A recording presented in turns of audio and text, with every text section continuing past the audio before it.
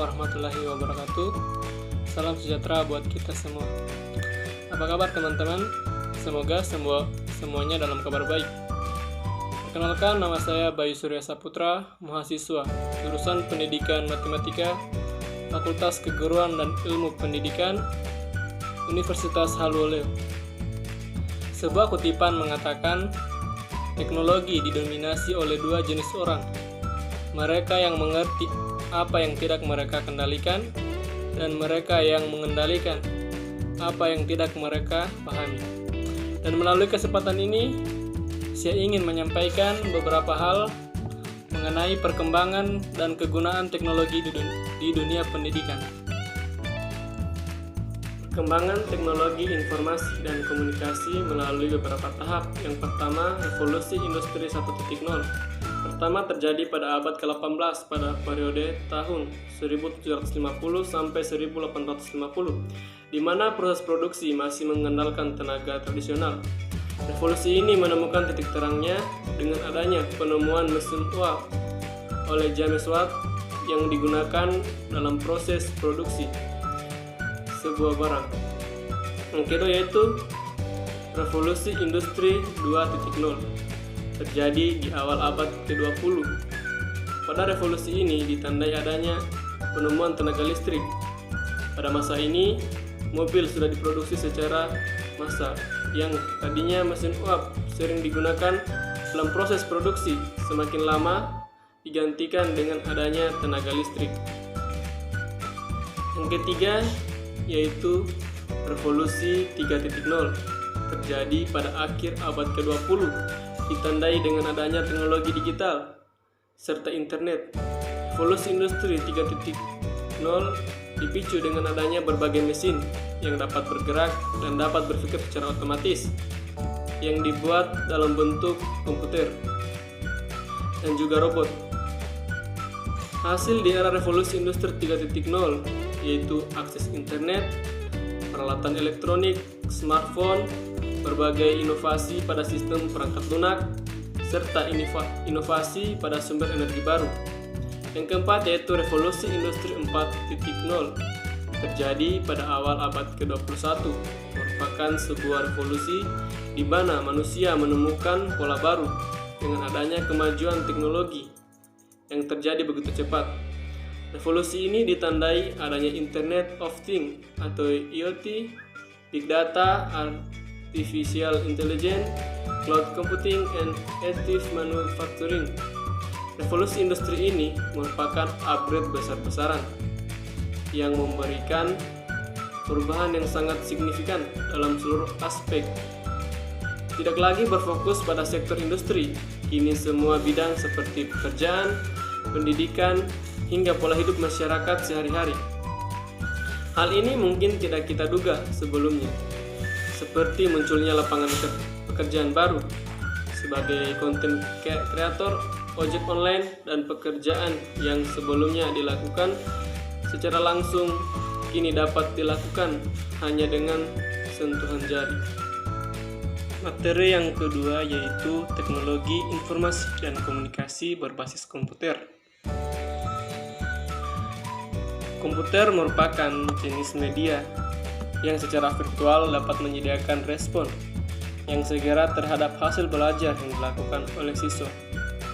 Perkembangan teknologi yang pesat saat ini telah memungkinkan komputer membuat dan menayangkan beragam bentuk media di dalamnya. Perangkat komputer bisa dibagi menjadi 3 bagian, yaitu yang pertama hardware. Hardware adalah perangkat keras komputer yang dapat dilihat, diraba, atau dipegang. Hardware komputer memiliki beberapa komponen, yaitu yang pertama perangkat masukan atau input device. Input device adalah perangkat keras yang berfungsi untuk memasukkan data atau instruksi ke dalam CPU komputer sebagai perangkat pemrosesan komputer. Perangkat yang termasuk ke dalam peripheral masukan diantaranya yaitu keyboard, joystick, dan scanner. Yang kedua yaitu perangkat pemrosesan atau process device. Proses kerja komputer merupakan suatu rangkaian kerjasama antara beberapa komponen. Adapun alat-alat proses yang digunakan komputer untuk mengolah data, yaitu prosesor. Prosesor adalah alat utama yang berfungsi mengolah data secara digital. Yang kedua, RAM atau Random Access Memory.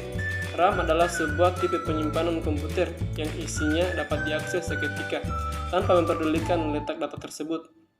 Yang ketiga yaitu mainboard. Fungsi mainboard yaitu mengorganisasikan, mengatur, dan menentukan alat yang terpasang pada komputer. Perangkat yang ketiga yaitu perangkat keluaran atau output device. Informasi yang telah diproses oleh komputer ditampilkan kepada pengguna melalui alat output. Beberapa alat output yang banyak digunakan dalam sistem komputer adalah sebagai berikut: monitor, printer, central processing unit atau CPU, headset, dan speaker. Komponen yang kedua yaitu software. Software adalah perangkat lunak yang dimasukkan ke dalam komputer sehingga komputer dapat bekerja dan membantu kita dalam menulis, menghitung, menggambar, dan lain-lain. Secara keseluruhan, software dibagi menjadi dua. Yang pertama, operating system software merupakan perangkat lunak sistem operasi yang berfungsi untuk mengkonfigurasikan komputer agar dapat menerima berbagai perintah yang kita berikan. Yang kedua yaitu application software adalah program yang dapat digunakan untuk mengerjakan tugas-tugas tertentu. Komponen yang ketiga yaitu brandware, yaitu pengguna atau orang yang menggunakan, memakai atau mengoperasikan perangkat komputer. Brandware terdiri atas sistem analisis, programmer, administrasi, dan operator. Materi selanjutnya yaitu Learning Management System atau LMS. Learning Management System atau LMS secara umum adalah perangkat lunak yang dirancang untuk membuat, mendistribusikan, dan mengatur penyampaian materi pembelajaran. Sistem LMS ini bisa membantu para pengajar atau dosen untuk merencanakan dan membuat silabus, mengelola bahan pembelajaran, mengelola aktivitas perkumpulan mahasiswa, mengolah nilai, menampilkan transkrip nilai, berdiskusi, dan melakukan kuis. LMS juga memudahkan mahasiswa untuk mengakses konten atau materi perkuliahan dari mana saja dan kapan saja. Contoh LMS yang sering digunakan oleh perguruan tinggi yaitu Google Classroom, Moodle, dan sebagainya. Untuk materi selanjutnya yaitu saya akan membahas mengenai Mendeley. Mendeley merupakan sebuah perangkat lunak yang memiliki berbagai fungsi, yang salah satunya yaitu membuat daftar pustaka yang terdapat pada jurnal maupun buku. Media ini membantu kita untuk menyelesaikan tugas yang membutuhkan daftar pustaka. Materi selanjutnya yaitu pemanfaatan internet di dunia pendidikan.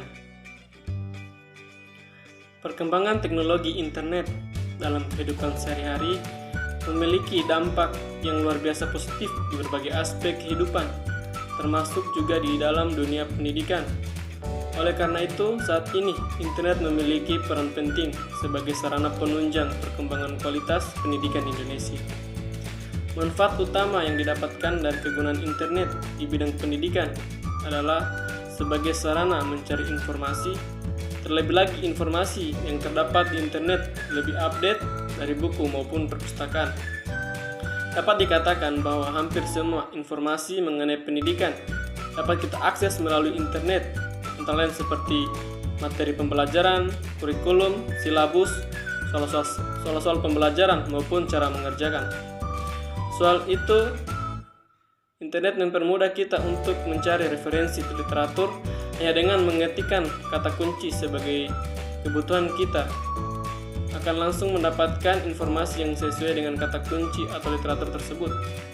Pemanfaatan teknologi internet yang sedang marak dilakukan saat ini adalah pendidikan jarak jauh.